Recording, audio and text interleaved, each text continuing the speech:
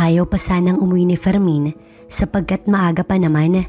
Hanggat maaari, ayaw niyang maabutan na gising ang kanyang bungangerang asawa. Bukod sa nakakarinding boses nito, naiirita rin siyang makita ang mataba nitong katawan at pangit na muka. 49 na si Fermin at magkasing edad lamang sila ng kanyang asawang si Valin. Ngunit sa paglipas ng mga taon, talagang nawawala na talaga siya ng gana. Mayroon silang 2 anak, isang babae at isang lalaki. Ang babae ay maagang nag-asawa, kaya naman bumukod na sila. Nasa ibang bansa naman nagtatrabaho ang bunso nilang lalaki. Maalwan naman ang buhay nila at talagang maganda ang kanyang trabaho. Naiisip nga ni Fermin na iwanan na lang ang kanyang asawa. Kahit kasi anong gawin niya, talagang wala na itong epekto sa kanya. Gusto rin sana niya ng tahimik at talagang magandang babae sa buhay niya. Ngunit kabaliktaran naman nun ang kanyang asawa. Maging nga sa pagtulog nila, iniiwasan niya ang mapatingin man lang dito. Gayunpaman, hindi magawang maghanap ng ibang babae sa labas ni Fermin. Torpe kasi siya simula pa nun, kaya hindi man lang niya nagawang magpalipas ng oras sa piling ng ibang babae. Hanggang sa isang gabi, tiniyak ni Fermin na tulog na ang kanyang asawa nung siya ay umuwi na. Tahimik na ang buong bahay, kaya naman nagpasya na si Fermin na dumiretso na sa silid nilang mag-asawa. Ngunit nahinto siya sa gawin ng hagdan nang mapansin ang isang balingkinitang anino ng isang babae naroon sa kusina ng kanilang bahay. Sa naalala ni Fermin, mataba ang kanyang asawa, maging ang kasambahay nilang si Aling Josefa na may katandaan na rin. Napagpasyahan niyang tunguhin ang sala at siya ay nahinto nang makita ang babaeng nakatalikod sa gawin niya. Nakasuot ito ng duster na may kasikipan at bakat ang makurba nitong katawan. Nagtaka si Fermin kung sino ang babaeng kasalukuyang may hawak ng baso ng tubig, kaya naman tumikim siya dahilan ng paglingon nito. Kaagad na napansin ni Fermin ang napakaamo na mukha ng babae. Maliit na muka, matangos na ilong at malarosas na mga labi. Sa hindi malamang dahilan, napalunok si Fermin nang wala sa oras. Napaawang din ang kanyang mga labi. Nakangiti na sa kanyang harapan ng babae at kaagad na nagpakilala. "Magandang gabi po, sir. Ako po si Alona, bagong kasambahay po ninyo." Kumunot ang noo ni Fermin sa narinig. Bagong kasambahay? Hindi niya alam na pinalitan na pala ng kanyang asawa si Aling Josefa. Sa bagay, matanda na nga si Aling Josefa, kaya kinailangan na rin siguro nito ang tumigil sa trabaho nito sa kanila. Ngunit bakit ganoon na lamang ang tuwang naramdaman ni Fermin? Natutuwa siya na nakilala niya si Alona. Napakahinhin ng kilos at masarap pa sa pandinig ang boses. Kung ganoon kagandang babae ang sasalubong sa kanya gabi-gabi, talagang mapapaaga ang uwi niya. Nagpakita naman siya ng kabaitan kay Alona, nang sa ganun, hindi naman ito mahiya sa kanya. Bago na pagpasyahang pumasok sa silid nilang mag-asawa si Fermin, pinaunlakan muna niya ang pag-alok ni Alona sa kanya at titimplahan daw siya nito ng kape. Mabuti na rin yun, nang sa ganun ay mas matagal niyang masisilayan ang taglay nitong kagandahan habang ipinagtitimpla siya nito ng kape. Napakahinhin ng bawat kilos ni Alona. Ingat na ingat ito na makalikha ng kahit na anong ingay. Talagang naakit si Fermin sa kilos ng dalaga.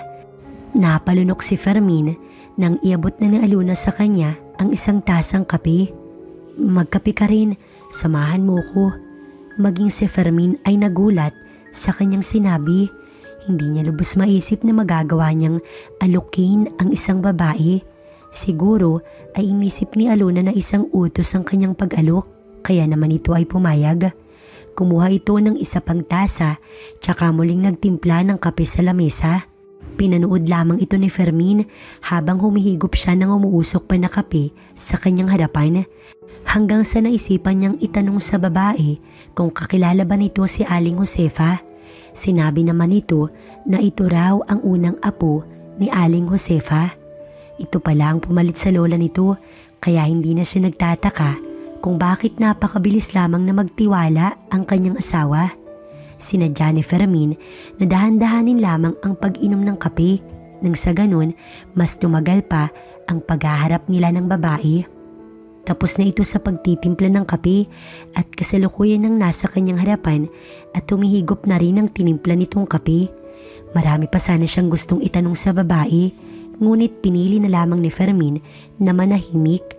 Baka kasi kung ano pang isipin ni Aluna kapag tinanong niya kung may boyfriend na ito. Ganun pa man, hindi mawala-wala ang atraksyong nararamdaman ni Fermin sa babae. Sino ba naman ang mag-aakala na may ganitong kagandang apo pala si Aling Josefa? Kung bibigyan pa siya ng isa pang pagkakataon na makapag-asawa ulit, hindi siya magdadalawang isip na si Aluna ang kanyang pipiliin. Ngunit hindi naman maaari at isa nga siyang Kristiyano. Nagising lamang ang diwa niya nang tumikim ang babae at doon niya napagtanto na nakatitig lamang pala siya rito. Siguro na ilang ito kaya napatikim. Kaagad na rin siyang tumayo upang pumanhik na sa itaas. Sinabi na lang niya na masyado na siyang inaantok, ngunit ang totoo, nagiinit na ang katawan niya. Naabutan ni Fermin ang kanyang asawa na tulog na. Sayang at hindi man lang siya nakapagparaos. Kahit ganoon kasi ang itsura ng kanyang asawa, magagawa pa sana niya iyong pakinabangan nang sa ganun, makaraos siya kahit papaano. Tinatamad na rin siyang gisingin pa ito para lamang sa bagay na iyon. Kaya naman, nag-decide na siyang matulog nang hindi man lang nagbibihis. Kahit sa pagpikit niya, ay hindi mawala-wala sa kanyang isipan ang napakagandang si Aluna na talaga namang nagpainit ng kanyang katawan. Maging sa kanyang imahinasyon ay naroon si Aluna. Nahuhulma niya sa kanyang isipan ng larawan ni Aluna. Siguradong napakasarap nitong kasama. Napalunok nang wala sa oras si Fermin. Pakiramdam niya ay sa unang gabing iyon ni Aluna sa bahay nila, nababaliw na siya rito. Buong buhay kasi niya, noon lamang siya nakakita ng ganoon kagandang babae. Natural ang ganda ni Aluna at alam niyang wala iyong kasamang "Salamat po, doktor." Sapagkat base sa katayuan ni Aluna sa buhay, hindi naman ito kaya ang gastusin sa pagpaparitoke ng katawan. Hindi lubos maisip ni Fermin ang kanyang gagawin kung sakali mang magawa niyang hawakan man lang si Aluna. Hindi niya namamalayan na pinagpapawisan na pala siya. Napakatindi ng kanyang imahinasyon. Para iyong totoong nangyayari, kaya ganoon na lamang ang pagpipigil ni Fermin. Langit siguro ang pakiramdam kung sakali mang magawa niyang gawin ang bagay na iyon rito. Litong-lito na si Fermin. Gustong-gusto niyang maramdaman ang bagay na kanyang inaasam-asam. Kung hindi nga lang mali ang magkasala, siguro baka nagawa niya ng ayain si Aluna. Nang gabing yun, pinilit ni Fermin ang matulog. Itinanim niya sa kanyang isipan na balang araw, magagawa niya rin ang lahat sa babaeng kanyang inaasam-asam. Maaring hindi pa ngayon, ngunit alam niyang darating ang araw na yun. Mabuti na lamang at nagawa ni Fermin ang makatulog. Masyado kasi siyang pagod sa trabaho at may pasok pa kinabukasan. Ngunit maging yata sa kanyang panaginip, naroon ang napakagandang si Aluna. Hinahabol niya ito sa isang malapad na bakanting lote. Parehong malapad ang mga ngiti sa kanilang mga labi at animo sila'y magkasintahan. Ang matagal ng kilig na hindi naramdaman ni Fermin, muli niyang naramdaman sa kanyang panaginip. Sobrang saya niya at sa wakas, nahawakan niya ang mga kamay ni Aluna. Hindi lang iyon, binuhat niya pa ito at naramdaman niya ang makinis nitong balat sa kanyang mga palad. Isang puting bestida ang suot nito at kaunting lilis lamang ay meron ng tatambad. Hanggang sa nagawa niya na itong ibaba sa malinis na damuhan kung saan mayroon mga paru-parong nagliliparan sa paligid. Napaka-perpekto ng lugar na yun para sa kanila ni Aluna. Wala sanang mas gaganda pa sa pangyayaring yun sapagkat doon malapit na malapit niya ng maangkin ng dalaga. Kitang-kita niya sa kanyang panaginip ang napakagandang si Aluna. Halos hindi siya makapaghintay na kanya iyong mahawakan. Halos nanginginig na rin ang kanyang katawan sa galak na kanyang nararamdaman. Panay rin ang ginagawa niyang paglunok sapagkat pakiramdam niya may malaking bara sa kanyang lalamunan.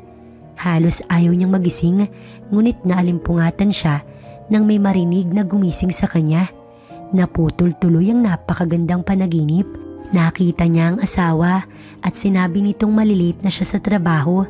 Bumangon na lamang siya at kailangan pa nga niyang pumasok. Mabilisan siyang naligot, nagbihis, tsaka bumaba na ng hagdan. Naabutan niya sa kusina ang babaeng siyang laman ng kanyang panaginip. Naghahain nito at nang makita siya, nagpaskil ng malawak na ngiti sa magaganda nitong mga labi. Kaagad na lumiwanag ang araw ni Fermin. Iyon ang kagandahan na nais niyang masilayan sa bawat araw na kanyang pagising. Hindi niya ugali ang kumain ng agahan bago umalis, ngunit ng umagang yun, kumain siya. Naroon ba naman at nakatunghay sa kanya si Aluna. Napakasarap nitong magluto at mana yata sa Lola Josefa. Talagang napaka-perpekto ni Aluna. Kahit sa ang anggulo tignan, talagang nangingibabaw ang kagandahan. Magandang ngiti na talaga namang nahuhumalingan ng maraming lalaki. Umagang umaga, umiral na naman ang pagiging green-minded ni Fermin. Samantalang panay ang subo niya ng pagkain kung saan-saan naman naglalakbay ang kanyang isipan. Bahagya pa siyang nagulat nang marinig ang boses ng kanyang asawa sa kanyang likuran. Sinabi lang naman ito na himala at kumain siya ng umagahan. Hindi na lamang niya ito pinansin. Maya-maya, kumain na rin ito sa kanyang harapan at may pagdududa siyang tinitignan. Kailan nga ba niya pinakinggan ng kanyang asawa? Para sa kanya, hindi mahalaga ang opinyon nito. Naririndi na siyang kasama ito kaya hanggat maaari, ayaw niyang makipagsagutan dito. Bukod kasi sa nakakainis ang boses nito, mas nakakairita ang itsura nito sa tuwing ito ay galit. Pangit na nga nagawa pang magalit. Mga magaganda lang ang may karapatang magalit at magbunganga. Mabilis na lamang tinapos ni Fermin ang pagkain at nagpa siya ng umalis. Minsan pa, tinapunan niya ng tingin si Alona na may ginagawa sa lababo bago siya tuluyang umalis. Nang araw na yun ay wala namang masyadong nangyari. Muli na namang natapos ang araw ni Fermin sa trabaho at kaagad siyang umuwi. Mas gusto niyang masilayang muli ang magandang si Alona. Hindi nga siya nabigo sapagkat naroon na naman sa kusina si Aluna at naghahanda ng hapunan. Pasimple siyang humingi rito ng kape para naman makapagtambay siya nang hindi siya napag-iisipan ng hindi maganda ng kanyang asawa. Ipinagtimpla nga siya ni Aluna ng kape, kaya naman naupo na siya sa mahabang mesa habang pinagmamasdan si Aluna na nagluluto. Hindi niya narinig ang boses ng kanyang asawa, ngunit hinayaan niya na lamang. Hanggang sa si Aluna mismo ang nagsabi sa kanya na umalis raw ang kanyang asawa at kailangan daw nitong bisitahin ng ina nitong matanda na at nakaratay na lamang. Natuwa naman si Fermin sapagkat alam niyang kinabukasan pa ang uwi ng kanyang asawa. Baka sakaling magkaroon siya ng pagkakataon na makausap ng matagal si Aluna. Dahil sa nalaman, nagawa niyang kausapin ng pasimple si Aluna. Tungkol lang naman sa kung ano-anong bagay na hindi naman na importante. Natutorpe man, nagawa nga niyang kausapin si Aluna ng komportable. Ramdam niyang komportable na itong kausapin siya. Nalaman niyang hindi naman pala ganoon kahinhin si Aluna. Marunong itong makisabay sa mga biro, katulad na lamang sa pagtatanong niya kung may boyfriend na ito. Sinabi nitong hiniwalayan daw nito at hindi naman daw magaling sa kama. Sa narinig, nagkaroon ng pag-asa si Fermin. Hindi naman pala ganun kagalang-galang si Aluna. May tinatago rin pala itong kulo sa loob. Posible kaya itong pumayag kung haalokin niya ito sa bagay na gusto niya? Siguradong gagawin niya ang lahat, mapasaya lamang ito. Hindi niya napansin na nagkakatitigan na pala sila at kung ano-ano na ang kanyang iniisip. Hindi man lang nailang si Aluna sa kanilang pagtititigan at sa halip, lumaban ito. Hindi man lang ito bumawi ng tingin at tila siya inaakit. Alam na alam ni Fermin na mga titignay ni Aluna sa kanya. Titig iyon na may gustong mangyari. Hindi na malaya ni Fermin na tumayo na pala siya at dahan-dahang lumapit sa gawin ng babae. Hindi man lang ito natinag at sa halip, napako lamang ang mga mata sa kanya. Nang tuluyang makalapit sa babae, kagad na namungay ang kanyang mga mata. Napakaganda nito sa malapitan. Perpekto ang muka at gustong gusto niya na itong halikan. Ngunit hindi alam ni Fermin kung bakit nanatili lamang siyang nakatitig sa babae. Sa huli, ito pa ang tumingkayad at inabot ang kanyang mga labi. Naghahalikan silang dalawa nang hindi man lang namamalaya ni Fermin. Hindi niya lubos maisip na magagawa yun ni Aluna. Shock pa ang kanyang isip sa mga nangyayari, kaya naman hindi niya magawang tumugon. Alam kong gusto niyo ako, sir. Ako rin. Attracted ako sa mga lalaking mas may edad sa akin. Kaya gawin niyo na yung gusto niyong gawin hanggat wala pa si mama. Sa narinig, tila nanindig ang balahibo ni Fermin at nabuhayan ang kanyang loob. Sumiklab ang naglalagablab na apoy sa kanyang katawan, kaya naman nagawa niyang halikan ng matindi ang mga labi ni Aluna. Napakalambot. Parang walang katapusang halikan ng kanilang ginawa hanggang sa tila kapusin na sila sa paghinga. Hanggang sa nagpasya siyang hilahin ito at dinala sa kalapit na pinto kung saan ang silid nito. Nakangiti naman itong nakasunod sa kanya at sabay inilak ang pinto. Halos hindi na makapaghintay si Fermin. Ang kanyang panaginip lamang ay heto na. Mukhang magagawa na niya.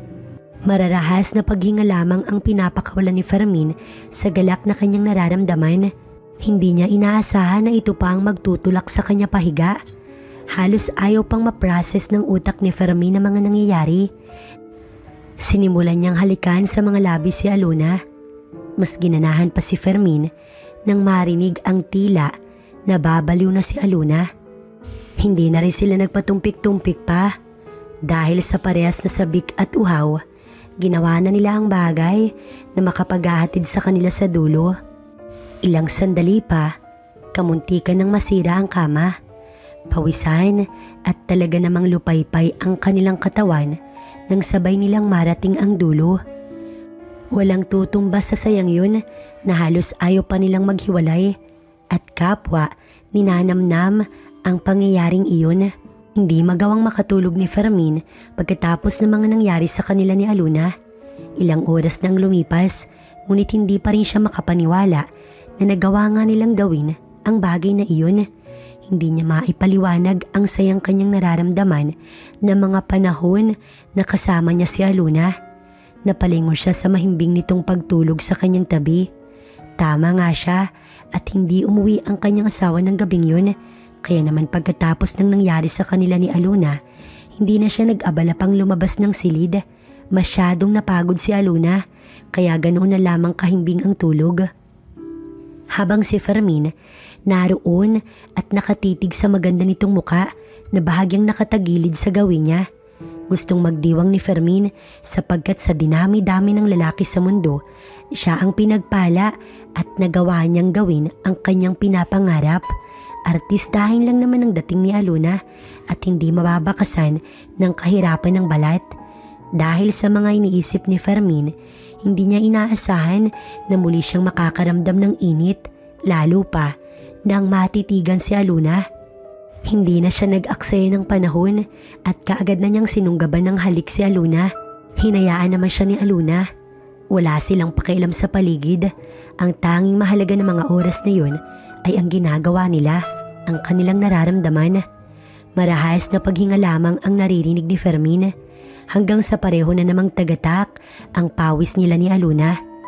Ayaw niyang mapabilis ang kanyang pagdating sa dulo, kaya naman sa tuwing nararamdaman niyang nalalapit na pagdating sa dulo, bahagya siyang humihinto. Kailangan sabay nilang marating ni Aluna ang dulo. At maya-maya nga, tagumpay nilang narating ang dulo. Masayang masaya sila. Napagod siya at noon lamang nakaramdam ng pagod at antok hanggang sa sumapit ng umaga at wala ngang pasok sa opisina at araw ng Sabado. Tanghali nang nakauwi ang kanyang asawa, kaya naman nagawa pa nilang ulitin ni Aluna ang bagay na iyon. Malinaw ang usapan nila ng dalaga. Pasisiyahin nila ang isa't isa hanggat pareho silang nasisiyahan. Walang sino mang makakaalam ng nangyayari kundi sila lamang.